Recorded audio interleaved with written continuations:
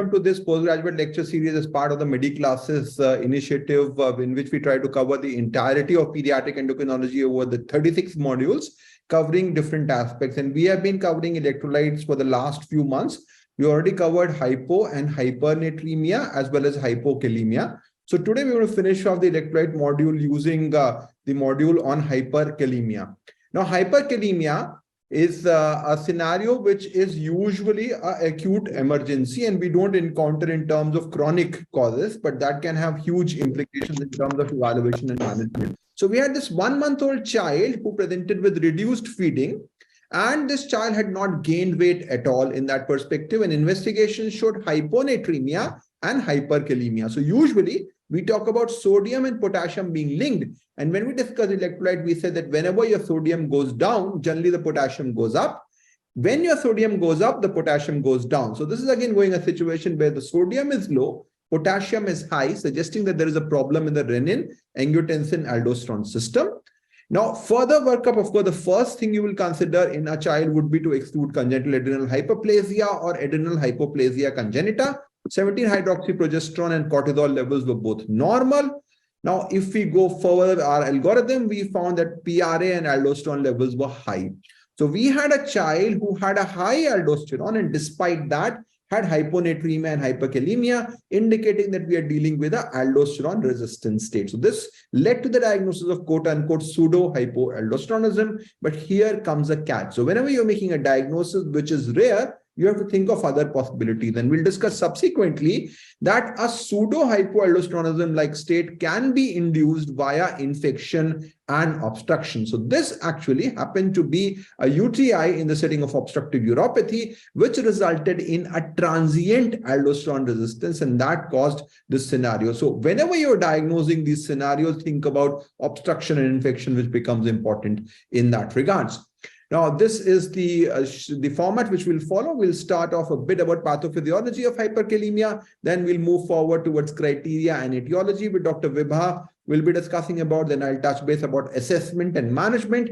And finally, we'll have a quick, interesting scenarios and question answer sessions which Dr. Manoj will take forward. So all of you can participate in that using the chat option subsequently. We'll also be taking the questions at the end of it in that perspective. You all can go and have a look at our website, learning.brosociety.in, where there are a lot of resources with regards to pediatric endocrinology, besides a number of courses and our e-learning portal in the YouTube channel, and the various courses which are available, including fellowship programs, diploma programs, and we have an exclusive course for postgraduates which covers all these modules over a 3-year period, specifically for pediatric postgraduates in that perspective. You can also follow our grand rounds, which are more in a pediatric endocrine perspective, symposiums which happen regularly, in this PG lecture series, which we plan over the next 3 years to complete the entirety of pediatric endocrinology. You can also have a look at our multiple publications, which are there also in the form of physical as well as virtual platforms and our mobile application. Let's see what happens when we take excess of oral or IV potassium. So what we expect when there is an excess of oral or potassium so we expect the RAS axis to get activated. And what does RAS do? It increases the renin, and renin will increase the aldosterone. And this aldosterone will simultaneously decrease the excess potassium. It will secrete the excess potassium in the urine. So until then, it is a very self-limiting condition. So whenever there is a potassium overload, all the excess potassium is excreted in the urine unless there is a renal dysfunction or there is an immature tubules like in the infants, or the patient is on potassium sparing diuretics like amiloride and the spironolactone. So now coming to the metabolic acidosis, as sir has already described, like the cells are in a buffer state. It likes to maintain the electrical neutrality in the body. So what happens when we have lots of protons outside the cell in metabolic acidosis? What happens? They go inside the cells and exchange of these protons, the potassiums are pushed outside the cell, and this excess of potassium will cause hyperkalemia. So, and uh, the similar mechanism happens in the kidney also. The excess of protons excreted in the urine, and the potassium is absorbed. So this causes, as sir has described, whenever we have hyperkalemia, there will be metabolic acidosis, and if there is a metabolic acidosis, there will be hyperkalemia. So both goes hand in hand. So if there is a decline in 0.1 pH, the potassium will rise by 0.6, and this is for only metabolic acidosis, not for the respiratory acidosis. So coming to the channelopathies, what happens in the channelopathies? Hypokalemic channelopathies is very common, but the hyperkalemic channelopathies is rare, and it occurs due to the defect in the sodium channel. What happens here? Due to the defect in the sodium channel, the potassium rises very significantly. There is a transient and the severe rise in the potassium, and this causes ascending paralysis, just like in the Guillain-Barré syndrome. So we should always look for the potassium levels if there is a patient who is having ascending paralysis. This is the message from this slide.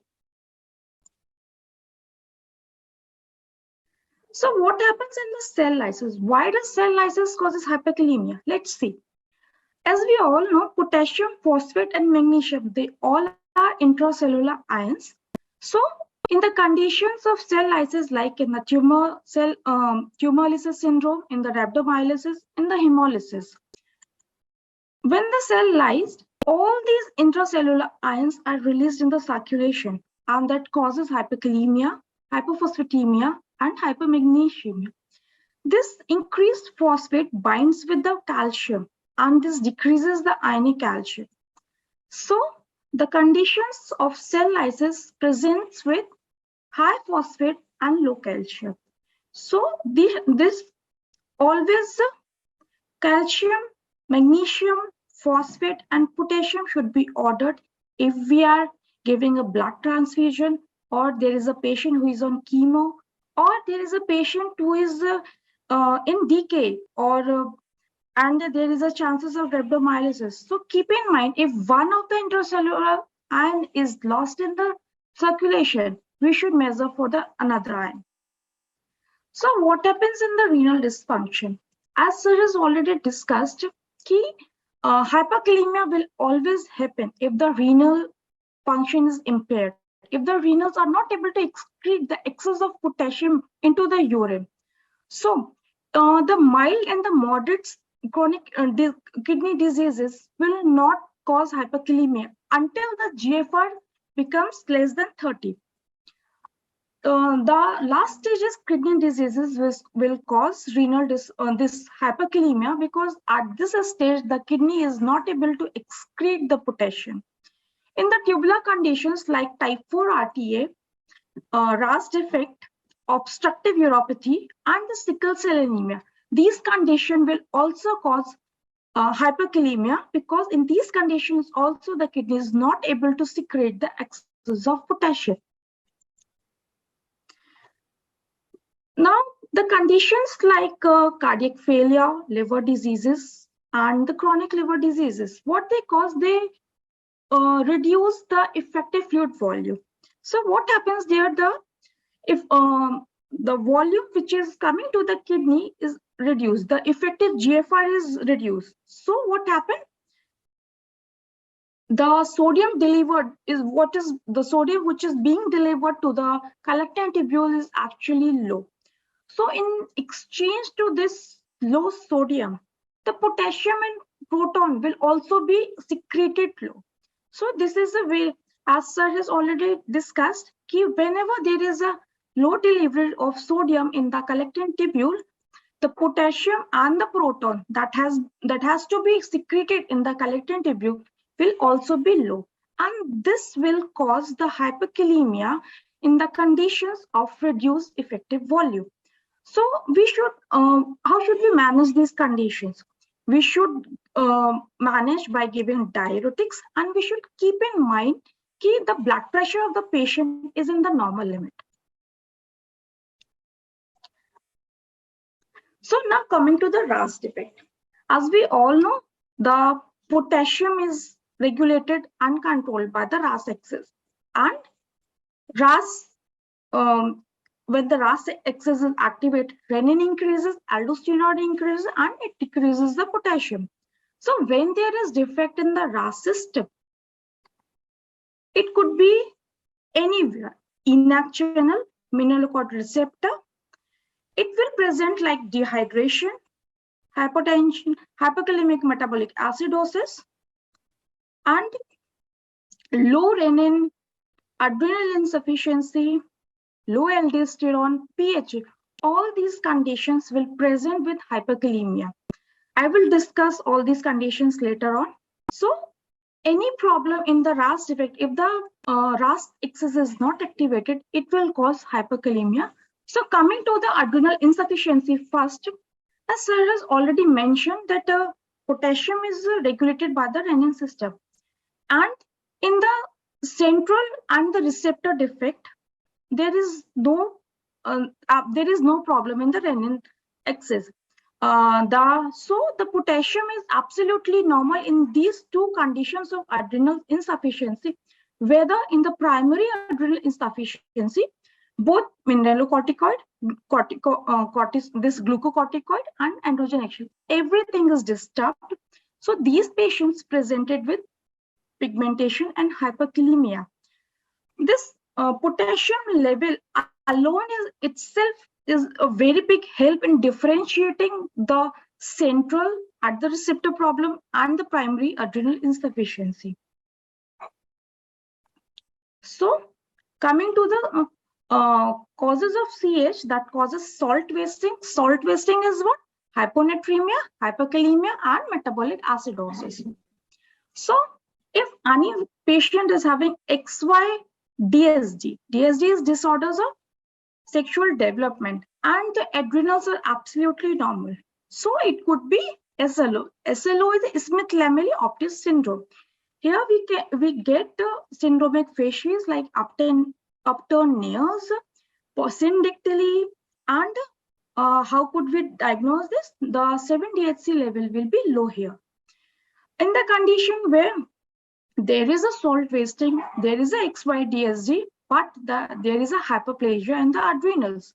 So we can suspect of STAR and SSC. SSC is side chain cleavage. All the metabolites, sodium, potassium, androgens, everything will be low here. XX-DSD, it's the most common one. Everybody knows here. Here the 17 OHP levels will be high. In the 3-beta HSD and the POR defect, it could present with both XX-DSD and XY-DSD. And here also we'll get adrenal hyperplasia. In the POR, we'll get a borderline elevated 17 OHP. So now coming to the SIP11B2 defect. So what it is? Basically, the SIP11B2 gene regulates the SIP11A aldosterone synthase, which as you can see here, the last enzyme which is required for the conversion of corticosterone to aldosterone. So when there is a defect in the SIP11B2, it causes the isolated mineralocorticoid deficiency. There will be normal cortisol, normal androgen, and the patient will just failure to thrive, polyuria, hyperkalemia, and metabolic acidosis.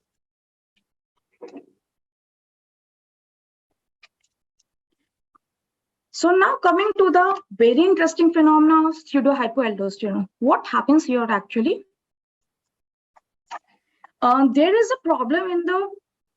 could be a problem in the intact channel, which is the sodium epithelial channel, or in the mineralocorticoid receptor channel. As sir has already described that the mineralocorticoid receptor is required to push the intact channel to the membrane. So if there is a problem in the intact channel, it will cause the PHA1. which is autosomal recessive.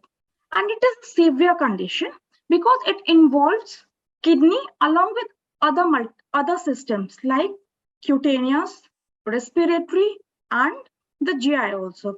And it presents with respiratory recurrent infections, rashes, blockage of the sweat glands, and loose motions. And this condition is very close differential of cystic fibrosis due to recurrent respiratory infection and increased sodium in the sweat. Now coming to the PHA1, which is a defect in the mineralocorticoid receptor. It is an autosomal dominant. It is localized to kidney only. It resolves and it is reversible. It can be treated. There is another type of PHA which could be due to obstruction and urinary tract infection. This is the case. This was discussed by Sir in the beginning. It causes when there is a this obstructive uropathy or infection. It causes resistance to the aldosterone in the kidney, which causes hyperkalemia, and it is transient. So, if I want to conclude all these three, there is a table. If there is a defect in ENaC channel, it will present with recurrent respiratory infections along with loose motions, rashes, and it is a persistent condition. Patient will come to you again and again, will get admitted. And if there is a defect in the mineralocorticoid receptor, it is a moderate condition. Only the renal manifestations will be there and it will be resolved. And if there is a urinary tract infection and the obstructive uropathy, it will only involve, and it is a transient condition.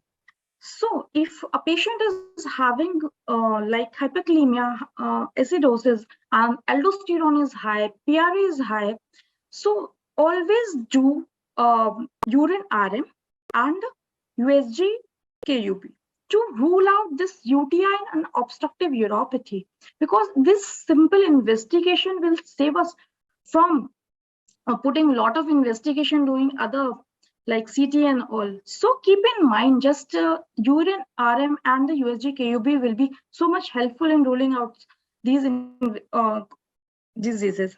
Now coming to the next one,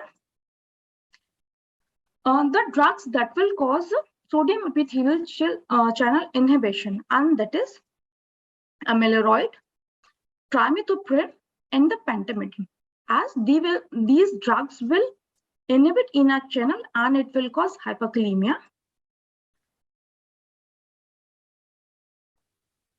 And the drugs that will block mineralocorticoid receptor is as this spironolactone and the epithelial. So these drugs alone will not cause severe hyperkalemia, but when there is associated renal dysfunction, these will cause severe hyperkalemia. So when we are ordering these drugs, when we are prescribing these drugs, we should take a detailed history. We should take a history of if there is any history that will cause reduced this effective volume, like cardiac diseases, liver diseases, and nephrotic syndrome, and this. Am I missing something? Okay. So by taking a good history, we can prevent hyperkalemia if we are prescribing these drugs. So now the drugs that will affect RAS axis, beta blocker. Beta blockers like propranolol, this inhibit the sympathetic activity and it is a very minor impact on the potassium levels. NSAIDs decrease the renin activity and renal function, and they worsen the hyperkalemia with renal failure. What does heparin do? Heparin damages the this aldosterone producing cells and increases the potassium with 0.5 to 1 millimole. ACE inhibitors, ARBCs also reduce aldosterone production, and spironolactone, amyloid, as these drugs has previously been discussed. So these are the drugs that will cause hyperkalemia, someone alone or someone along with the renal dysfunction. So keep your eyes and ear open when you are prescribing these drugs in a patient with renal dysfunction. So Gordon syndrome. What actually is Gordon syndrome? In Gordon syndrome, there is a defect in the WNK14. It controls the sodium chloride importer channel. This is the same channel which causes the Gentleman syndrome. This is the same channel where the thiazide works. So what happens when this is activated? It causes more absorption of the sodium.